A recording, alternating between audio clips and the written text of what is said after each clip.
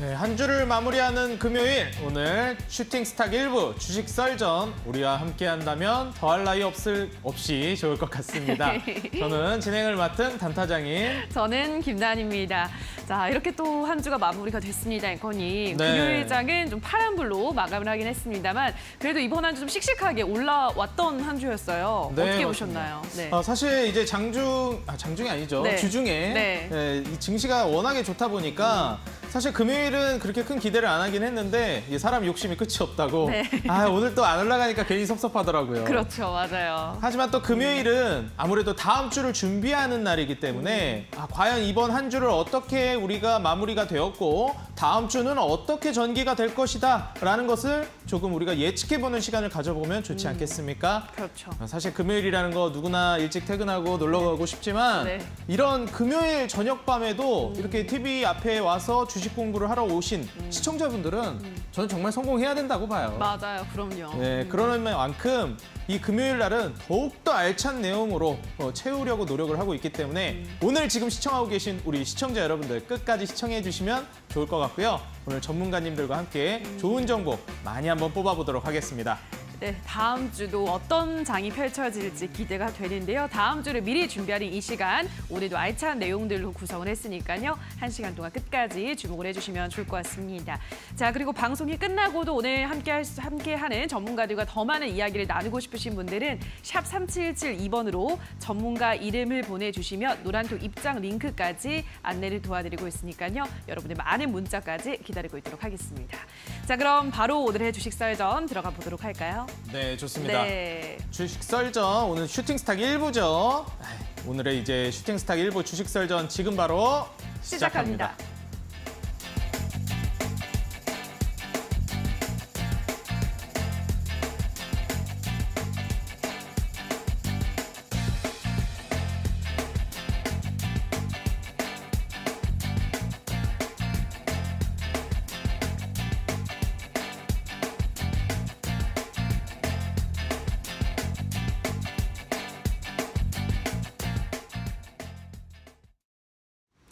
자, 오늘 우리 시장 마감 상황을 살펴보도록 하겠습니다. 오늘 양시장은 모두 1% 내외로 하락 마감했습니다. 자, 먼저 코스피부터 보시죠. 코스피가 오늘 전거래일 대비 1% 가깝게 빠지며 2,268포인트에서 거래를 마감했습니다. 반도체 대장주가 큰 폭으로 빠지면서 지수를 끌어내렸는데요. 자, 수급 보도록 하겠습니다. 자, 오늘 코스피 시장에서 외국인이 1,000억 원 넘게 개인도 함께 매도를 한 가운데 기관만이 오늘은 단독 매수했습니다. 간밤 알파벳이나 메타 등 이 빅테크 실적 부진에 따른 여파로 투자 심리가 위축되면서 외국인의 매물 출회가 확대된 것으로 분석되고 있고요. 자, 이어서 코스닥 시장 흐름도 확인해 보도록 하겠습니다.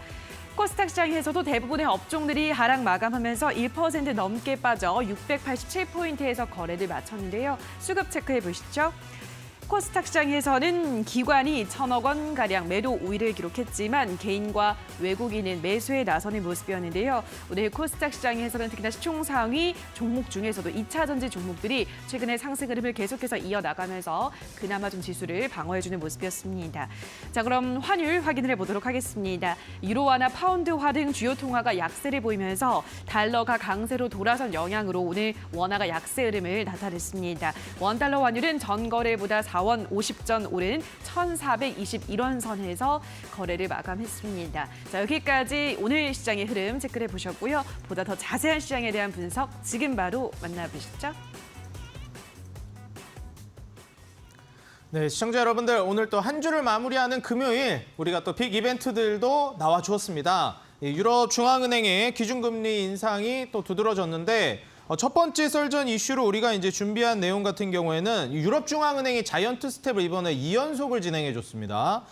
지난 기준금리 결정 때에도 0.75%포인트 기준금리를 올렸는데 이번에도 0.75%포인트, 2번 연속이거든요. 지금 미국을 따라서 계속해서 기준금리 인상을 해주고 있습니다. 물론 이제 좀 늦게 출발하긴 했는데 속도만큼은 뒤처지지 않고 있습니다. 그렇기 때문에 현행 지금 기준금리 2% 정도까지 올라와 있는 상황인데요. 우리나라라든지 아니면 이 미국의 기준금리 상태를 우리가 살펴봤을 때 2%라고 하면 아직도 많이 낮기는 합니다. 그동안 기준금리 인상을 계속 미루고 있었던 거거든요.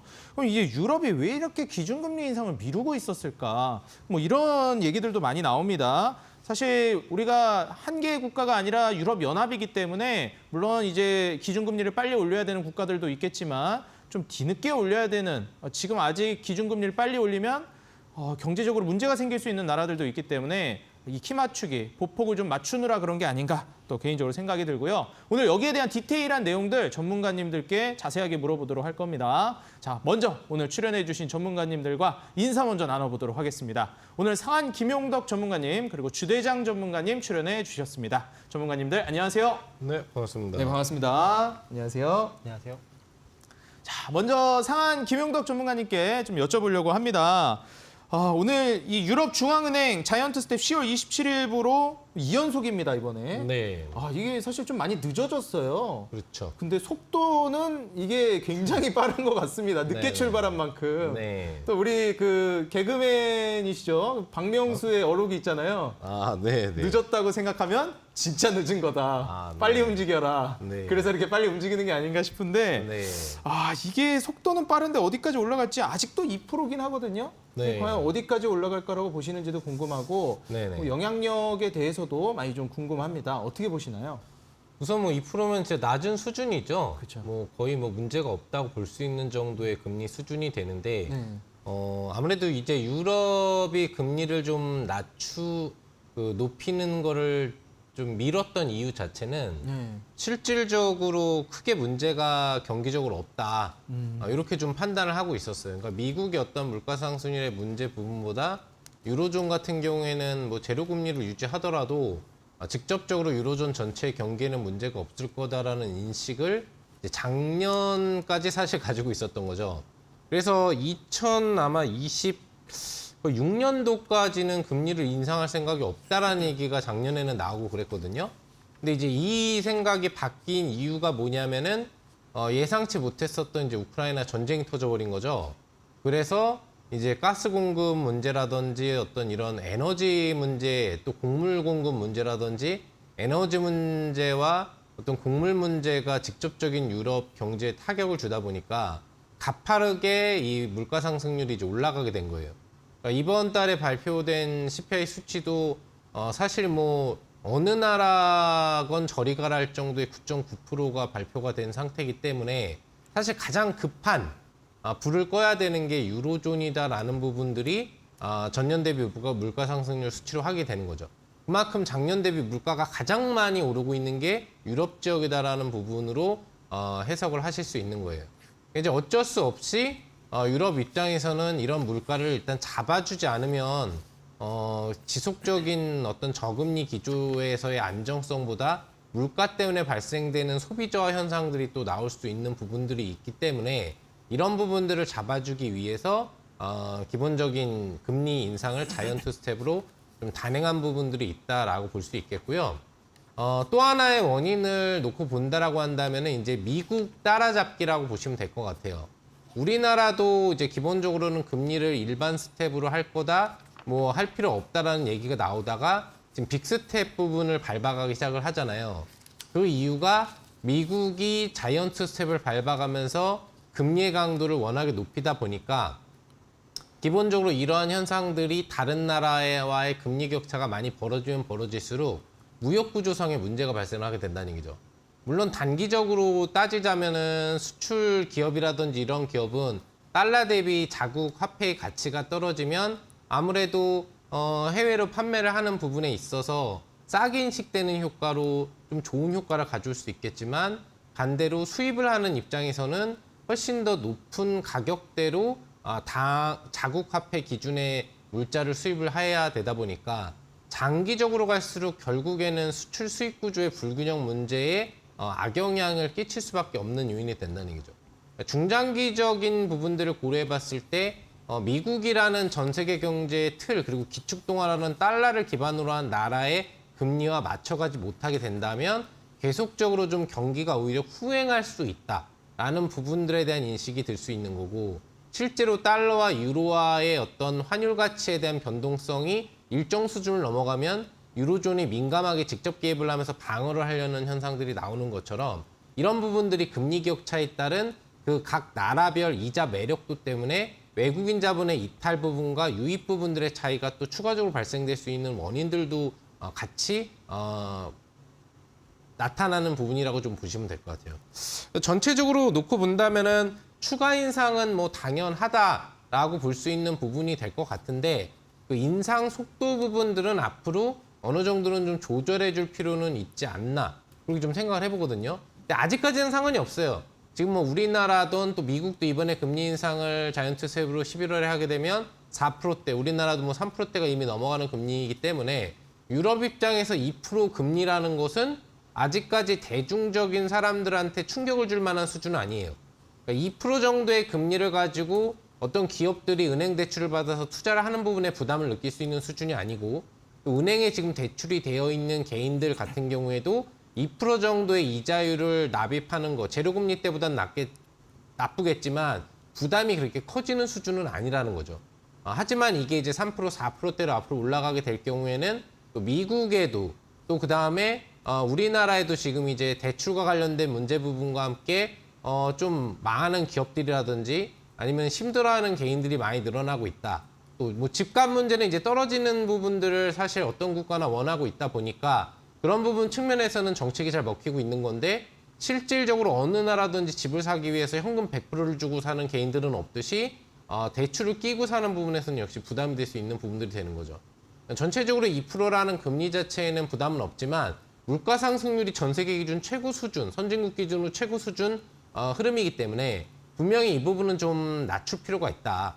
상승률을 낮춰서 전체적으로 개인의 소비활동 부분이 금리의 인상 부분에 대한 부담 없는 수준에서 빠르게 낮아진다면 이 적정금리 정도 수준에서 금리 인상을 멈추고도 물가를 낮추면서 오히려 안정화되는 효과를 가져올 수 있어요. 근데 조절을 해야 된다는 얘기는 무슨 얘기냐면은 금리는 고속적으로 올리는데 물가가 안 떨어진다. 즉 러시아 문제가 해결되지 않으면 에너지 가격 곡선에 대한 문제는 해결되지 않거든요. 러시아의 어떤 좀 영향을 많이 이제 주는 부분들이 유로존이니까 러시아가 계속적으로 이 에너지 자원을 무기화시키게 되면은 유로존의 물가 지수 하락이 쉽게 나오기가 어렵듯이 금리만 올리고 물가가 안 떨어져 버리면 오히려 역효과가 나올 수 있기 때문에 이런 부분들을 잘 조절하면서 진행을 해야 되지 않나 생각을 해봅니다. 뭐 지금은 이제 부담은 없다고 생각을 하고 있고요. 앞으로 유로존이 어떤 금리 정책을 가져오고 실제 물가가 어떻게 영향을 받는지가 중요한 사항이라고 좀 생각을 해봅니다. 네, 앞으로의 이제 기준금리 정책과 그리고 앞으로의 물가 상황이 중요할 것 같다 말씀을 해주셨습니다. 지금 현재 유럽의 CPI가 9.9%. 와, 이거 뭐 조금만 올라가면 바로 두 자릿수인데 이런 물가 상승을 보기가 정말 쉽지 않거든요. 그런 만큼이나 지금 현재 상황에서 유럽의 기준금리 인상의 급격한 상승이 이해가 좀 되는 상황입니다. 그런 만큼 이제 물가를 어떻게 잡아 나갈지 그리고 기준금리를 정말 이제 뭐 4%대 이상으로까지도 올릴 가능성이 있을지 우리가 계속해서 주목을 해봐야 할 것 같아요. 여기에 관련된 또 디테일한 내용들 상한 김용덕 전문가님께서 평소에 이제 정보와 그리고 소통을 통해서 노란톡에서 계속 활동을 해주고 계십니다. 하단에 노란톡 QR코드 링크가 나가고 있습니다. 우리 시청자 여러분들 보유하고 계신 스마트폰 카메라를 켜서서요. 하단에 이 QR코드에 갖다 대시면 바로 노란톡 입장이 가능합니다. 우리 시청자 여러분들 스마트폰 카메라 통해서 하단에 QR코드 갖다 대시고 상한 김용덕 전문가님의 노란톡 입장에서 계속해서 장중이라든지 평소에도 정보 공유와 실시간 소통 이어가시기 바라겠습니다. 자, 이어서 같은 이슈에 대해 주대장 전문가님께 여쭤보도록 하겠습니다. 전문가님 또 이번에 11월 FOMC도 있습니다. 네. 그렇기 때문에 물론 이제 유럽도 이렇게 기준금리를 공격적으로 올리고 있지만 네. 이번에 또 미국이 바로 다음 주잖아요. 네. 수요일인데 기준금리를 자이언트 스텝을 또 할지 네. 사실 우리가 한 2주 전만 하더라도 당연히 자이언트 스텝 할 것이다 이런 얘기들이 있었는데 요새 분위기 또 다르단 말이죠. 그래서 분위기가 또 우호적으로 많이 바뀌고 있어가지고 네. 이게 또 다시 뭐 한 2단계 올리지 않을까 이런 얘기도 솔직히 나오고 있습니다. 네네네. 어떻게 보시나요? 정말 아쉽게도 네. 자이언트 스텝은 이미 예상된 수순이 아닌가. 네, 그 부분은 좀 우리가 피해가기가 어려울 것 같다. 그쵸. 근데 예. 울트라 스텝까지도 걱정했는데 그것까지는 아닐 것 같고 예상 수순으로 좀 가지 않을까. 이게 간단하게 생각을 해보면 전년 대비 물가 상승률이 유럽 같은 경우에는 9.9% 이렇게 나왔잖아요. 네. 그렇죠? 근데 예금 금리가 2%예요. 아. 그러니까 내가 저축을 해서 실질적으로 뗄 거 다 떼고 받아봤자 예금 이자가 1%. 많아야 1점 몇 프로. 정말 실질적으로 말하면 예금 적금은 1% 되겠죠. 근데 이제 뭐 기업에 투자하는 채권 같은 경우에는 조금 더 높겠지만 대신 부도에 대한 리스크가 있는 거고 그런 걸 따져봤을 때 내가 받는 돈은 1%인데 물가는 8%, 9% 올랐어요. 이렇게 이제 보면은 생각보다 쉽죠. 그렇기 때문에 유럽 같은 경우에도 본격적으로 좀 물가를 좀 잡기 위해서 조금 더 겁을 주지 않을까라는 생각을 좀 해볼 수는 있을 것 같습니다. 중장기적으로는. 그래서 제가 이제 화면을 보시면서 좀 설명을 드릴 텐데요. 유로존 소비자 물가 지수 CPI를 보시면은 좀 굉장히 전년 대비해서 가파르게 좀 상승하고 있어요. 요번에 이제 발표했던 것이 9.9 정도로 이제 발표를 했거든요.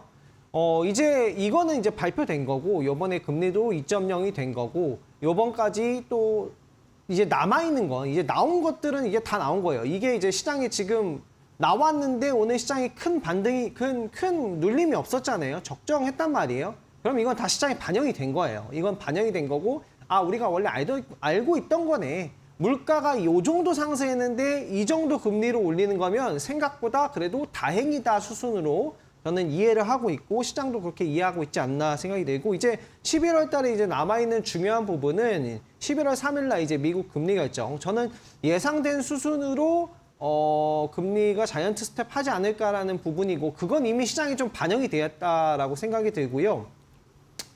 그리고 다음에는 좀 봐야 될 게 11월 10일 날 소비자 물가 지수, 11월 16일 소매 판매. 아마 이 소매 판매를 발표를 할 때 생각보다 뭐 증시가 좋지 않을까. 왜냐하면 지금 미국 같은 경우에 소비로 거의 한 전체의 70%가 소비로 이루어진 나라인데 소비가 가파르게 줄고 있고 집값까지도 막 떨어지고 있단 말이에요. 그래서 소매 판매가 좀 줄어들고 오히려 증시는 이게 다 반영이 된 거 아닌가라는 생각이 들어서 같이 보셔야 될 게 이제 11월 달에는 CRB 인덱스 지수 저번에 알려드렸죠. 19개의 상품이 이제 합쳐진 그런 이제 인덱스 지수를 같이 확인해 보면서 이게 사실 여기서 증시가 더 고공행진하고 이 베어 마켓 랠리가 중기적으로 좀 이어지고 하려면은 물가가 좀 더 드라마틱하게 좀 확 빠져줘야 된단 말이에요. 그래서 저는 아무래도 업종별로 좀 차별화 장세가 나타나지 않을까. 좀 안 좋은 것들은 내년까지 금리 상승이 금리 인상 그 기조가 확실히 그냥 확 바뀌지 않으면은 막 엄청난 드라마틱한 상승을 기대하기보다 좀 고점까지 갔다가 이렇게 완만하게 횡보하는 그래도 이전보단 저점은 높아진. 왜냐? 항상 그 저점에 금리 딱 내려가기 시작하면서 사야지 이렇게 하면은 못 사요. 비싸가지고 못 사요. 물론 그 전에 저점 매수가 지금부터 들어오고 있는 거라고 저는 생각을 하고 자이언트 스텝은 예상은 되지만 많이 반영이 됐다라고 좀 이야기하고 싶습니다. 네. 네, 지금부터 이제 서서히 저점 매수가 좀 들어오는 상황이고 드라마틱한 상승까지는 아직 나오지 않을 것 같다. 어느 정도 저점을 들어 올리는 횡보장 같은 박스권 장세에 비슷한 상승이 나오지 않을까. 이렇게 좀 말씀을 해주셨습니다. 하지만 역시 또 증시를 양호하게 보고 계시는 거기 때문에 긍정적인 흐름이라고 볼 수가 있겠어요. 근데 제가 이제 한 가지 여쭤보고 싶은 게 11월 16일 소매 판매. 네. 이게 어떻게 보면 좀 예측치가 안 좋게 나올 것이다 이렇게 예측을 하고 있는 거죠. 네, 아무래도 집값이 떨어진다. 미국에서 집값이 떨어진다고 어제 제가 이제 이야기 드렸는데요. 이거는 굉장히 좀 중요한 지표이기도 하거든요. 그렇죠. 우리가 또 네. 그 리먼 브라더스 사태 이런 것도 다 부동산에서 시작됐던 거다 보니까 그렇죠. 네, 좀 생각을 안 할 수가 없죠. 그렇죠. 주택 판매가 안 된다는 건 미래에 내 기대 수익이 얼마인지 모르겠다. 네. 이거 좀 너무 어렵다. 미국 사람들도 사실 힘들 것 같아요.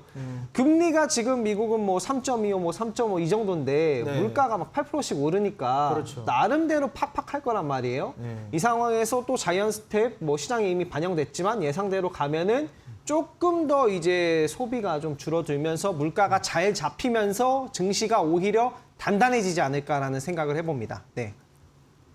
그러면 사실 이게 어떻게 보면 악재로 볼 수 있는 건데 증시는 올라간다고 예측을 하셨어요. 이 발표 이후에. 네. 이제 결국 발표를 하게 되면 예정된 악재이기 때문에 해소가 돼서 이제 증시에는 올라간다. 이런 식으로 해석을 하시는 거겠네요. 그렇죠. 네. 아, 예, 좋습니다. 우리 시청자 여러분들 11월 16일 소매 판매 발표 이후를 좀 주목해 봐야 될 것 같다. 이렇게 강조를 해주셨으니까요.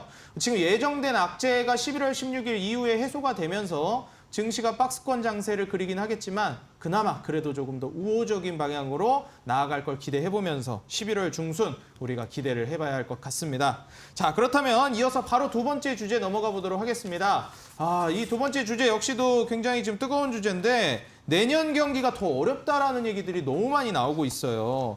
이 기업들도 비상 플랜을 세운다라는 얘기들이 나오고 있고요. 사실 지금까지는 물가가 너무 많이 올라가고 있기 때문에 금리를 올린다.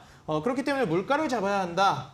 경기 침체 얘기까지는 안 나왔었단 말이죠. 근데 요새는 미디어에서도 그렇고 뉴스에서도 시장이 적극적으로 경기 침체에 대한 얘기를 아주 당연시 그죠. 계속해서 이제 노출을 시키고 있어요. 네. 우리가 이제 증시에 반영이 된 게 전쟁 이슈라든지 금리 인상 이슈가 계속 노출이 되고 물가가 많이 올라가 있다는 게 노출되면서 좀 부담스러운 상황이었는데 네네. 아, 요새는 물가 잡아야 된다는 얘기도 물론 많이 나오지만 네. 이제 경기 침체 쪽으로 얘기가 많이 나오는 것 같은데 네네네. 아, 이게 사실 우리가 코로나 때도 그렇고요. 과거도 우리가 훑어보게 되면 한번 경기 침체가 마지막 방점을 찍는 급락을 보여주는 적이 많았잖아요. 네네네. 그래서 이거 지금 마지막 한방 하락이 남아있는 거 아니냐 이런 우려들도 많습니다. 네네. 여기에 대해서는 어떻게 보시나요? 일단 금리 인상 초창기가 아니기 때문에 네.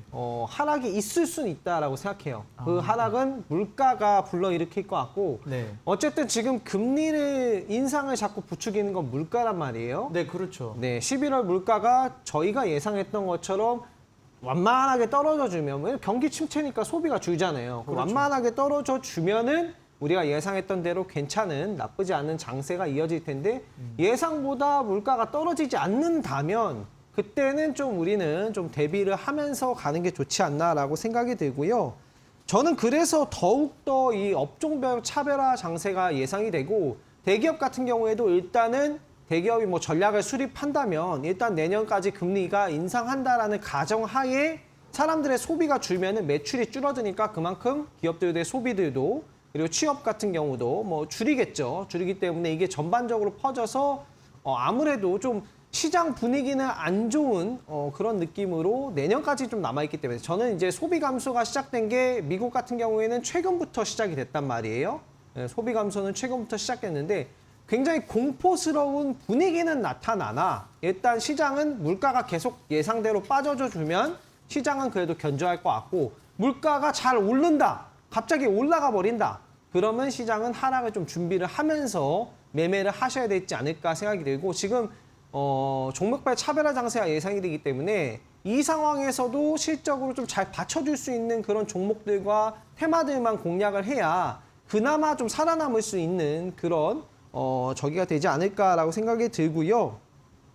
아무래도 키워드는 11월 달도 역시나 물가를 잘 봐야 될 것 같습니다. 지금은 연준이 바라던 대로 물가가 좀 빠져줘가지고 연준도 굉장히 강력하게 얘기는 못할 거예요. 왜냐하면 연준도 이제 보유한 채권들도 있고 금리 상승으로 인해서 보유한 채권들이 수익률이 마이너스가 됐단 말이에요. 그런 것도 있고 지금 미국에서 부동산 떨어져 소비 떨어져 막 지금 이 상황에서 막 엄청 공격적으로 말은 못할 건데 그래도 이 금리가 좀 시장이 좀 더 좋아지려면 물가가 드라마틱하게 빠져줘야 된다. 이게 좀 키워드라고 생각을 합니다. 네.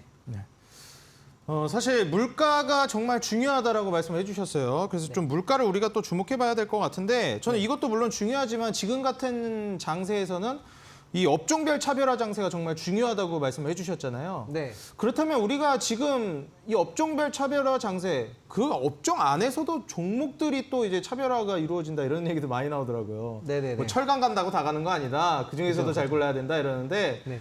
그게 사실 제일 힘든 거잖아요. 그쵸. 업종별 차별화 장세니까 가업종을 찾아야 되고 그 중에서도 종목 잘 선정해야 되고 그쵸. 이게 제일 어렵고 중요한 건데 네. 오늘 또 온라인 공개 방송도 있으시잖아요. 네네. 여기에 관련된 내용 궁금하거든요. 어떤 업종에 집중해야 될지 업종 네. 힌트만 좀 알려주실 수 있을까요?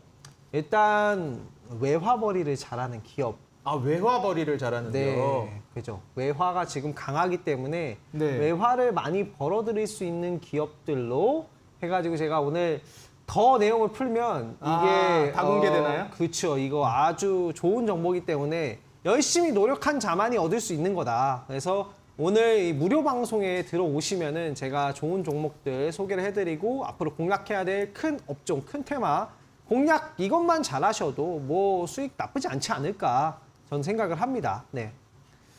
네, 좋습니다. 이러한 업종별 차별화 장세에서 우리가 그 차별화된 업종, 차별화된 기업을 어디에 포커스를 맞추고 집중해야 할지 그 업종과 기업들까지 모두 알려준다고 하십니다. 오늘 이 방송이 끝나고 8시부터 온라인 공개 방송 주대장 전문가님께서 그 온라인 공개 방송에서 공개하실 예정이니까요. 모두 많은 참여 부탁드리겠고요. 참여 방법 바로 말씀드리겠습니다. 우리 시청자 여러분들 인터넷 들어가셔서 검색창에 슈팅스탁이라고 입력을 해주시면 모두 입장이 가능합니다. 다시 한번 말씀드릴게요. 인터넷 포털 검색창에 슈팅스탁이라고 입력하시면 바로 주대장 전문가님의 온라인 공개 방송 입장 가능하시니까 지금 바로 한번 입장을 미리 해놓으셔도 좋을 것 같습니다. 참가비는 모두 무료고요. 여러분들 8시부터 시작입니다. 잊지 마시고 이 방송 끝나고 넘어오시면 될 것 같아요. 자, 그렇다면 이어서 같은 주제에 대해 상한 김용덕 전문가님께 또 여쭤보도록 하겠습니다.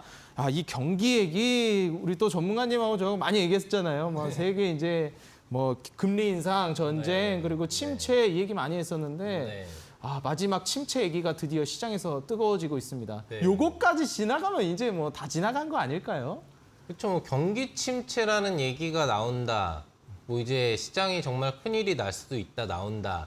보통 저점에서 나오는 얘기였죠. 항상. 저점에서 나오는 얘기죠. 네, 진짜 그때 뭐 리먼 사태로 막 떨어지는 건 갑자기 나온 거잖아요. 그렇죠. 그럴 거라고 누가 예측하고 나온 게 아니라 갑자기 나온 거고 지금 대놓고 나오고 있단 말이죠. 경기 침체가 본격화될 거다. 또 심지어 어떤 뭐 외국 분석가들은 내년에는 정말 큰일이 일어날 수 있다. 막 이런 얘기가 나오고 있어요. 설레발을 떨고 있단 말이죠. 설레발을 하고 있다. 네, 그러면 이제 보통 저점이더라고요. 아, 설레발을 네, 역대 하면. 네, 설레발 떠는 사람들이 많아지면 네. 저점이 잡히고 보통 시장이 올라간다. 그러니까 안심이 됩니다. 네, 지금 이 경기 침체에 대한 우려와 관련돼서는 두 가지로 우선 해석을 해볼 수 있는데 네. 첫 두 가지로요? 네. 침체 분석을 예, 첫 번째는 전 세계 기준. 전 세계 기준. 네, 그렇죠. 이게 전반적인 거죠. 네네. 그 다음에 전 세계는 그렇다 치고 우리 기준으로 또 볼 필요가 있겠죠. 아, 그렇죠. 네, 그랬을 때 이 확률과 뭐 기업들이 비상 플랜을 짜는데 뭐 어떤 플랜을 짤 거냐 이걸 알아볼 수 있는데 네. 전 세계 기준으로 우선 보면은 아까 전에 주대장 전문가님도 잘 얘기를 해주셨던 것처럼 금리를 올리는 어떤 정책적인 흐름 대비 물가 하락률이 적다라는 문제예요. 그러니까 금리는 가파르게 올리고 있거든요. 근데 전 세계적으로 물가의 하락률은 그냥 상승률이 축소되는 거죠. 이 부분이 점점 뒤처지고 있다는 얘기죠.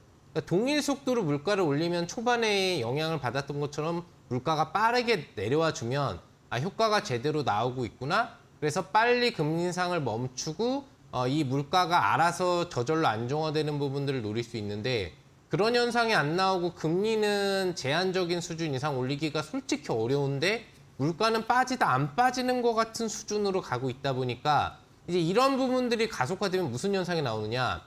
금리가 올라가면은 아까 전에 뭐 이자율 얘기도 하셨지만 은행 이자율이 올라가는 만큼 대출 이자율이 올라간다고 얘기를 해드렸죠. 부자들하고는 관계없는 얘기예요. 부자들은 이자율이 많건 적건 별로 신경을 안 쓰기 때문에. 하지만 중산층 기준에서 놓고 본다면 이자율의 어떤 인상 부분 폭이 나오는 것 대비 왜? 은행에 돈을 엄청 많이 넣어놓는 중산층은 없기 때문에 오히려 대출에 대한 이자 부담감이 점점 더 커질 수가 있는 거예요. 기본적으로 금리가 올라갈수록 개인 소비는 축소가 될 수밖에 없는 부분들인데 여기에 물가를 잡기 위해서 금리를 올리는데 이제 물가가 적게 떨어진다. 개인 소비율이 떨어지고 있는데 물가가 안 떨어져서 사고 싶은 걸 마음대로 못 사는 거예요. 예전에 뭐 5개 샀다면 이제 4개 샀다면 금리가 올라가면 또 3개밖에 못 사는 거예요. 왜? 물가가 금리 인상분만큼 팡팡 떨어지지 않아주니까. 그래서 이제 이런 부분들에 대한 어떤 개인의 소비 축소가 나오게 되는데 기업이 비상 플랜을 짜려는 거는 여기서 나오는 거예요. 왜? 개인이 소비를 안 하면은 기업의 물품이 안 팔리는 거죠. 기업의 물품이 찍어낸 만큼 안 팔리면 재고가 쌓이게 되고 재고가 쌓이게 되면 기본적으로 기업들은 생산을 축소시키게 돼야 돼요. 그러면 자연스럽게 무슨 현상이 나오느냐? 기업의 실적이 악화되게 되는 거죠. 개인 소비가 줄어드는 만큼 기업의 실적은 감소하게 되고 이 부분은 주식시장에 악영향을 주게 되죠. 실적 약화가 나오게 되면 그만큼 그 종목에 대한 매도가 나오기 때문에 전반적으로 그런 문제가 많이 나올수록 주가 하락이 심해질 수 있다. 결과적으로 주가가 크게 떨어지면서 경기 침체가 같이 나올 수 있다. 뭐 이런 얘기가 형성되는 부분들이 되는 건데 이런 부분과 관련돼서 기업이 할 수 있는 비상 플랜은 결국 두 가지밖에 없어요. 첫 번째는 감원입니다. 예.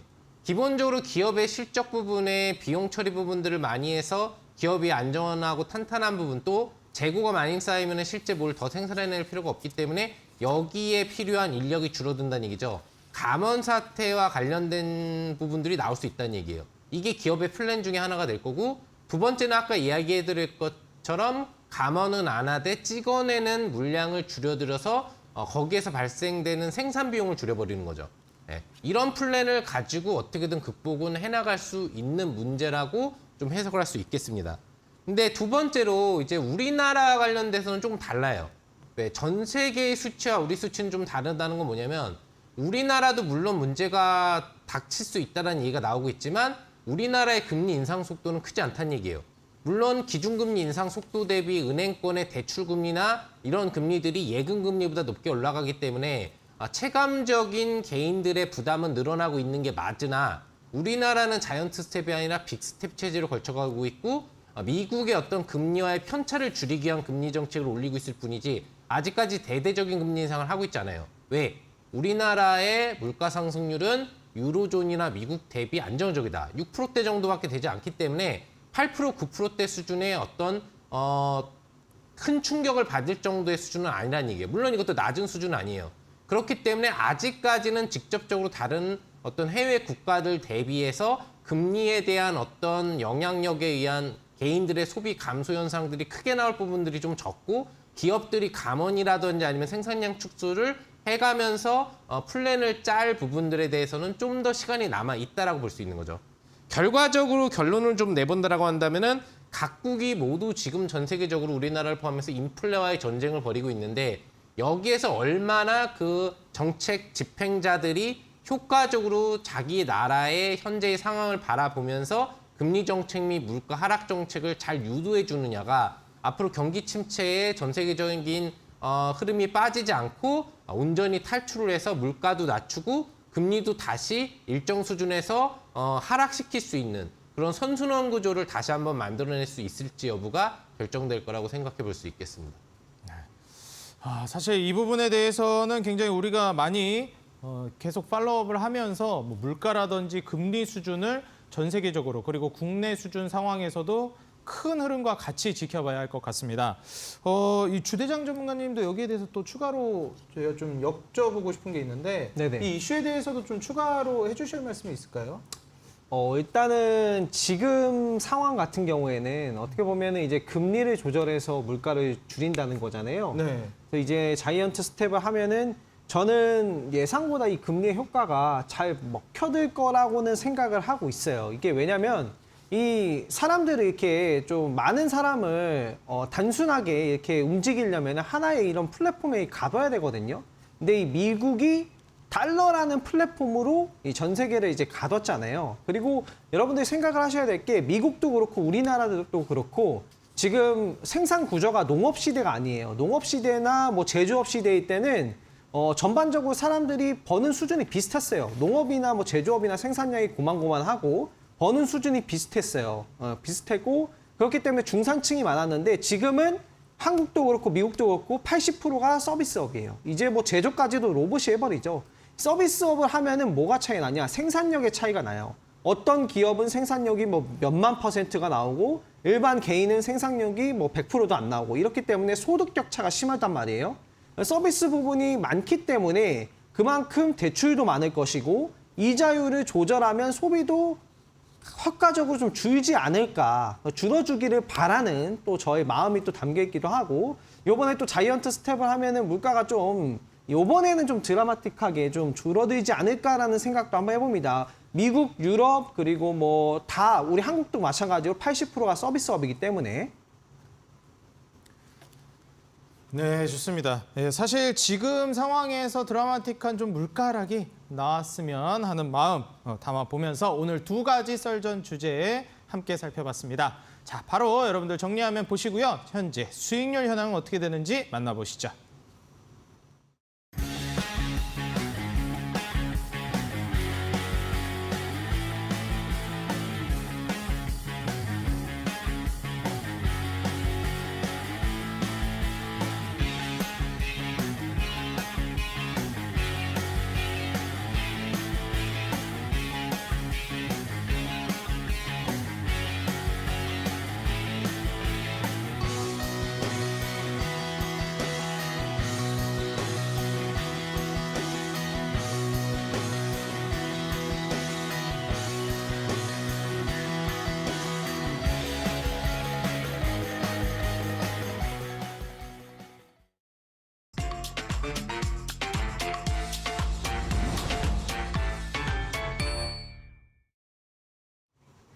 네, 슈팅스탁 주식설전 수익률 개요 말씀드리겠습니다. 포트폴리오 관리는 총 5개의 종목을 트레이딩하고 최대 편입 종목은 5종목으로 제한합니다.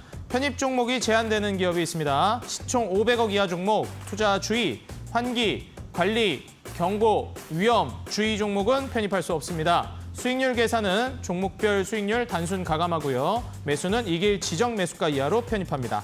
자, 그럼 전문가님들의 수익률 그리고 순위 현황 함께 만나보시죠.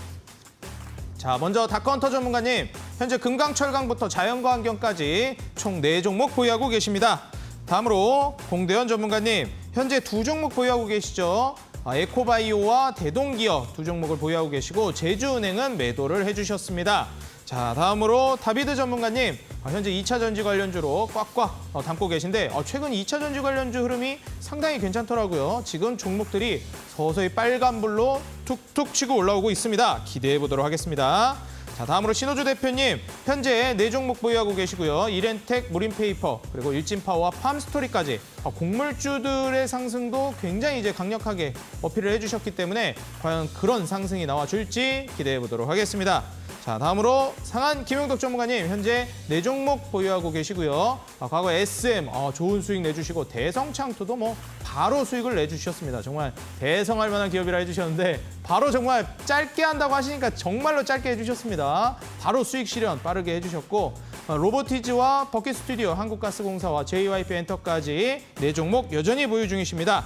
그리고 적풍 전문가님, 현재 원익 P&E 이후에 경동도시가스 그리고 오디텍 2종목 보유 중이십니다. 다음으로 이주연 대표님, 현재 4종목 보유하고 계시고요. 조일알미늄부터 히림까지 과연 상승 랠리 양봉을 또 추가적으로 띄워줄지 기대해 보도록 하겠습니다. 다음으로 2위 골든마우스 전문가님, 오늘도 또 추가적으로 석경 AT를 보합권에서 정리를 해주셨고 현재는 포트를 깔끔하게 2종목 정도만 가져가십니다. 조강 ILI와 NC소프트만 현재 보유 중이십니다. 자, 다음으로 대망의 1위 주대장 전문가님, 현재 아주 빨갛게 물들이고 계시고 현재 삼성 SDI까지 보유하시면서 현재 1위 여전히 지키고 계십니다. 자, 그렇다면 우리 AS 만나보도록 하겠습니다. 네, 주대장 전문가님까지 총 9분의 전문가님들 수익률 현황 보고 오셨고요. 자, 이제 바로 또 AS 만나보도록 하겠습니다. 자, 먼저 상한 김용덕 전문가님 이제 보기 전에 공대현 전문가님, 이 대동기어 손절가 변동이 있습니다. 기존의 7,000원에서 6,550원으로 손절가를 낮춰주셨기 때문에 이 점 다시 한번 시청자 여러분들 확인 부탁드리겠습니다. 자, 그럼 이어서 바로 상한 김용덕 전문가님의 종목 AS 들어보도록 하겠습니다. 전문가님, 정말 빨리 수익 내주신다고 하셨는데 네. 말을 바로 지켜주십니다. 네. 나는 이제 좀 길게 보면 길게 본다. 짧게 가면 짧게 간다. 네. 뱉은 말을 지켜주시는 전문가님 대단하십니다. 그래야지 이제 종목 회전율이 돌 수가 있거든요. 그렇죠. 5개밖에 유지를 못하니까 네. 새로운 걸 안 갖고 오면 또 이상한 것 같고. 와, 그러니까 이거를 이렇게 자유자재로 컨트롤한다고요? 자유자재라기보다 종목이 그냥 잘 간 거죠, 단계적으로. 예, 좋습니다. 그렇다면 종목들 한번 살펴주시죠. 네, 대성창투하고 이제 한국가스공사 정도 알아보도록 하겠는데 네. 우선 대성창투 같은 경우에는 굉장히 어제 매수 기회를 잘 줬던 것 같아요. 제가 여러분들한테 방송을 드린 날 기준 대비 다음날 시가가 종가보다 밑에서 출발해서 오전 같은 경우에 매수기를 많이 줬어요. 30분봉 차트를 보시고 또 뭐 10분봉 차트를 보시면은 여기 보시면은 여러분들이 바닥권 선점할 수 있는 기회를 거의 9시 10분 정도에서 30분 정도까지 줬거든요. 그러니까 충분히 싸게 사가지고 그날도 수익이 잘 진행되는 그런 흐름으로 이제 올라가서 기분이 좋았었고, 오늘 중요한 게 변동성이 급등의 오전 시도가 나왔는데 이게 더 찔러 올라가고 유지를 해야 되는데 어제 종가 부분이 밀려내려면서 음봉이 확대되기 시작한다. 또 오늘 장이 좀 조정이 보일 것 같다라고 한다면 종목들이 보통 밀릴 수밖에 없거든요. 그래서 여러분들이 수익을 확보할 수 있는 구간대가 충분한 라인대에서 매도가 들어갔다고 보시면 될 것 같아요. 이 부분에 대해서는 노란톡에서도 이제 설명을 드린 부분들이 있고, 그래서 1박 2일 코스 정도로 저점 선취 잘하고 적정 수익 먹은 정도 수준으로 수익 실현을 했다라고 보시면 될 것 같습니다. 자, 다음은 한국가스공사 보도록 하겠는데, 이 종목 같은 경우에는 뭐 크게 문제가 없어요. 그동안에 좀 눌림 위주로 나오고 좀 지루한 감이 있었으나 연속 양봉이 나오면서 오늘 조정장인데도 불구하고 상승력이 확대됐다. 즉 이제 출발하려고 한다라고 보시면 될 것 같습니다. 안정적으로 홀딩 유지하시면 목표 주가 4만 원까지 다음 달 정도에 도달할지 여부 체크해 보도록 하겠습니다. 네, 날씨가 추워지면서 우리 계좌를 따뜻하게 해줄 만한 종목이라고 한국가스공사 말씀해 주셨는데 이제 날씨 쌀쌀해지고 있거든요. 지금 주가 서서히 올라오는데 기대해 보도록 하겠습니다. 자, 그렇다면 이어서 주대장 전문가님, 현재 포트에 한 종목만 보유하고 계시죠? 네. 또 2차 전지가 핫한데 우량주를 준비해 주셨습니다. 네. 삼성 SDI 어떻게 될까요? 일단 차트를 한번 보시면서 설명을 드리면요. 네. 이게 오늘 눌려서 출발을 했어요. 한 2% 정도 마이너스로 시작을 했지만 오늘 올라와서 마감했죠. 그리고 장중에 이제 1.1%까지 상승까지 보였어요. 그래서 이게 시가에 사신 분들은 한 3% 수익권까지 갔다가 종가 기준으로 플러스 한 1.3% 보유 중인데, 이거 계속해서 우리가 좋으니까 모아서 가면은 될 종목이니까 너무 염려 마시고 잘 분할 매수만 하면 될 것 같습니다. 네, 좋습니다. 여전히 2차 전지 관련주들 흐름 이제 막 또다시 부응하고 있는 상황이기 때문에 여전히 홀딩해 주시라 말씀해 주셨고요. 두 전문가님들의 현재 보유 종목들, 이 추운 겨울 따뜻한 계좌 수익으로 바꿔줄지 기대해 보도록 하겠습니다. 자, 그렇다면 오늘 준비해 주신 종목들 안 만나볼 수 없겠죠. 내일의 도전 상한가 종목 바로 알려드리도록 하겠습니다.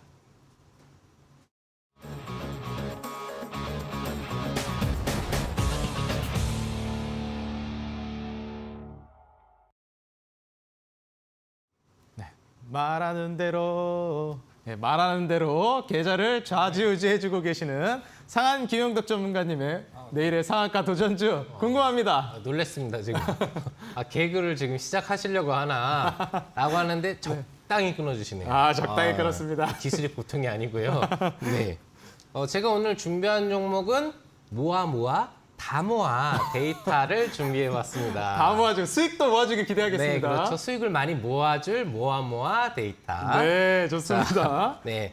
모아 데이터 같은 경우에는 이제 AI, ICT 기업이라고 좀 보시면 되겠는데 좀 생소할 수 있어요. 명칭 자체가. AI면은 인공지능, IT 하면은 정보통신 기술이잖아요. 네. 융합된 빅데이터 기술이라고 좀 볼 수 있는데 이런 부분에서 발생될 수 있는 오류라든지 에러 부분들을 측정해서 체크해내는 그런 장비라든지 시스템 부분들을 개발한 업체예요.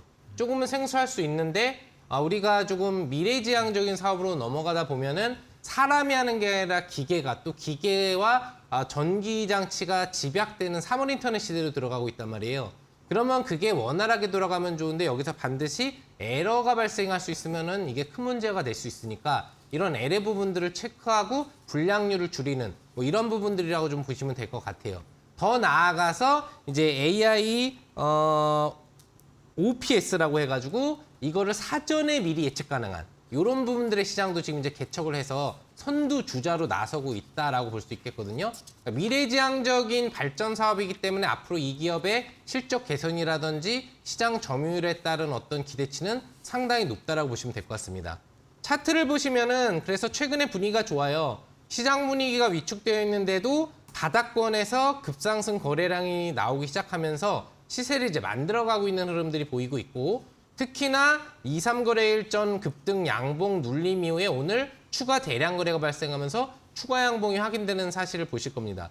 분봉으로 들어가시 보시면 여러분들이 매수하기가 딱 좋게 반등 눌림까지 마무리하고 30분봉상의 22평선 지지를 완성해 놨어요. 다시 추가 반등을 출발하기 딱 좋은 자리이기 때문에 여러분들이 다음 거래일 시가 이내로 매매를 잘 해놓으신다라고 한다면 당장의 1, 2일 내에도 굉장히 좋은 수익이 가능할 거라고 좀 생각을 해봅니다. 자, 목표 주가 같은 경우에는 우선 3,000원 정도로 잡아보도록 할게요. 상당히 높은 수준이지만 의미 있게 그 정도로 잡아보도록 하겠고 손절가는 직전 최대 저점인 1,350원 정도로 잡아놓고 대응하신다면 손절 걱정 없는 또 한 2, 3거래일 단기 수익 가능하지 않을까 생각을 해봅니다.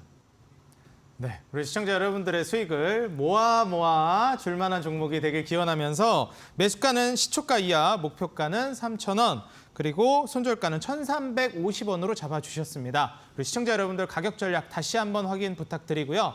바로 이어서 주대장 전문가님의 종목을 살펴보려고 하는데 전문가님 이게 웬일이죠? 이 종목을 또 들고 오셨습니다. 네. 좋은 기억이 있는 기업인데요. 네. 이 기업 왜 다시 들고 왔는지 궁금하고요. 어떤 기업인지 자세히 소개해 주시죠. 네, 제가 들고 온 기업은 한미글로벌입니다. 네, 좋은 수익 났고 많이 올랐는데 또 가져오셨어요. 제가 소개를 드리고 한 47% 이상 올랐거든요. 47% 가까이 올랐어요. 네, 홀딩 할 걸. 네, 그렇죠. 근데 지금 한 40% 이상 오른 구간에서 다시 들고 온 이유가 있는데요. 네. 일단 차트를 한번 보도록 하겠습니다. 일단 한미글로벌의 중요한 부분이 실적 부분이잖아요. 실적이 어떻게 될 것이냐. 이번에 실적이 꽤 잘 나왔어요. 이거를 실적을 얘기하려면 삼성물산의 실적을 봐야 되는데요. 삼성물산이 실적이 이번에 어닝 서프라이즈가 나오면서 이 큰 삼성물산이 7% 급등했단 말이에요. 삼성물산이 실적이 증가한 이유는 삼성전자의 투자, 오히려 삼성전자는 SK하이닉스와 다르게 투자를 더 늘렸어요. 더 늘렸기 때문에 실질적으로 삼성물산 실적이 잘 나왔고 한미글로벌을 왜 그 삼성물산 실적과 얘기를 하냐. 한미글로벌의 매출은 삼성을 통해서 많이 나옵니다. 그래서 삼성이 투자를 늘렸기 때문에 기본적으로 실적은 잘 나왔고 여기에 플러스 알파 네옴시티는 시작도 안 했죠. 그죠? 네옴시티까지 본격적으로 수주를 받으면 얼마 규모를 받게 될지 모르겠지만 사실 사우디 입장에서는 유가가 떨어져도 투자를 해야 되고 올라도 투자를 해야 돼요. 그런 입장이기 때문에 반드시 투자를 할 거고 이게 우리나라도 어떻게 보면 고객이잖아요. 고객이기 때문에 우리나라에 수주를 하나 분명히 주지 않을까. 그리고 삼성물산은 실제로 수주를 하나 따는 게 있고 이제 본격적으로 시작하면 충분히 이만큼 올랐지만 더 오를 가능성이 있다라는 생각에 가지고 왔고요. 일단 자세한 내용은 제가 무료 방송에서 소개를 드리고 목표 가격은 4만 원 정도, 손절가는 3만 원 잡고 보도록 하겠습니다. 네, 한미글로벌 이렇게 올라있는 상황에도 다시 준비해 주셨습니다. 그만큼 이 기업에 대한 기대를 우리가 해보도록 하겠고요. 가격 전략은 매수가 시초가 이하, 그리고 목표가는 4만 원, 그리고 손절가는 3만 원으로 잡아드리도록 하셨으니까요. 다시 한번 가격 전략 확인 부탁드리고요. 오늘 또 주대장 전문가님 온라인 공개 방송 준비가 되어 있습니다. 네. 사실 시장이 싱숭생숭하기 때문에 아직도 안심할 수 없다라는 얘기들도 많이 나와요. 네. 우리가 여기서 어떻게 해결해야 할지, 수익 전략을 어떻게 짜야 할지 네. 궁금합니다. 공개 방송에서 어떻게 해주실지 알려주시죠. 이제부터는 진짜 종목 선택을 잘해야 됩니다. 지금 벌어놓은 것들 까먹지 말아야 되거든요. 그러려면 종목별 차별화 장세에 확실히 갈 수 있을 만한 모멘텀이 있는 종목들만 건드려야 되고 오늘 그 내용들을 무료 방송에서 소개를 할 겁니다. 그래서 여러분들이 수익 두둑하게 제가 주대장 여태까지 추천한 종목이 다 수익이 났거든요. 그렇기 때문에 이 하락장 때 강했던 전문가가 어떤 종목을 소개하는지 꼭 시청해 주시기 바랍니다. 네, 여지껏 말씀해주신 종목들이 모조리 올라가는 기적을 보여주셨는데 오늘 온라인 공개 방송에서 또 보여준다고 하십니다. 여러분들 현재 인터넷 포털 검색창에 슈팅스탁이라고 검색하고 입장하시면 바로 이 방송이 끝나고 8시부터 주대장 전문가님의 온라인 공개 방송 참여가 가능하십니다. 참가비 무료입니다. 여러분들 부담 없이 바로 들어오셔서 시청하시면 좋을 것 같고요. 오늘 1부 슈팅스탁은 여기서 마무리하도록 하겠습니다. 우리 시청자 여러분들 늦은 시간 금요일에도 시청해 주셔서 진심으로 감사드립니다.